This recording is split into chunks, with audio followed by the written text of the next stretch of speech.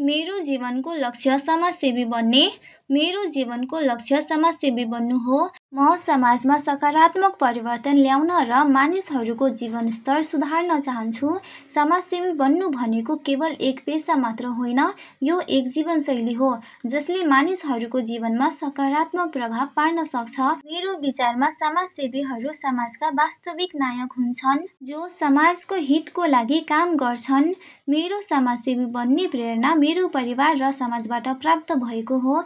मेरो परिवारमा धेरै मानिसहरू समाजसेवा गर्छन् र उनीहरूको काम देखेर मैले पनि समाजसेवी बन्ने सपना देखेको हुँ। साथै मेरो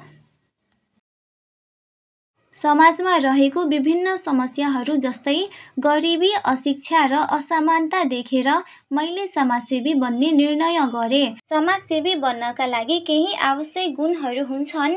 यी गुणहरूमा सहानुभूति, सेवा भावना र नेतृत्व क्षमता पर्छन्।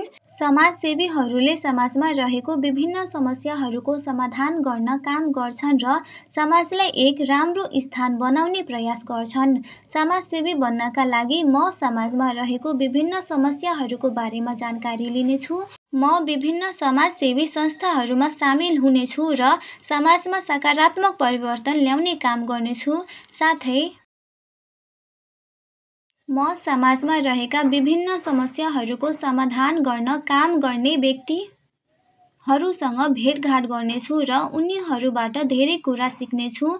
मैले समाजमा भएका समस्याहरूको बारेमा जानकारी लिनेछु र तिनीहरूको समाधानको लागि काम गर्नेछु। मैले मानिसहरूलाई शिक्षित गर्नेछु र तिनीहरूलाई समाजमा सकारात्मक परिवर्तन ल्याउन प्रेरित गर्नेछु। समाजसेवी बन्ने लक्ष्य मेरो लागि धेरै महत्त्वपूर्ण छ। मलाई लाग्छ कि समाजमा धेरै समस्याहरू छन् जसको समाधान गर्नुपर्छ। समाजसेवीहरूले मानिसहरूको जीवनमा सकारात्मक परिवर्तन ल्याउन सक्छन् र तिनीहरूलाई स्वस्थ र सुखी जीवन बिताउन मद्दत गर्छन्। समाजसेवीको भूमिका धेरै महत्त्वपूर्ण छ। समाजसेवीहरूले मानिसहरूलाई शिक्षित गर्छन्, तिनीहरूलाई स्वास्थ्य सेवाको पहुँच दिलाउँछन् र तिनीहरूको अधिकारको लागि लड्छन्। मेरो जीवनको लक्ष्य समाजसेवी बन्ने हो र मैले यस लक्ष्य प्राप्त गर्नका लागि कडा मेहनत गर्नुपर्छ।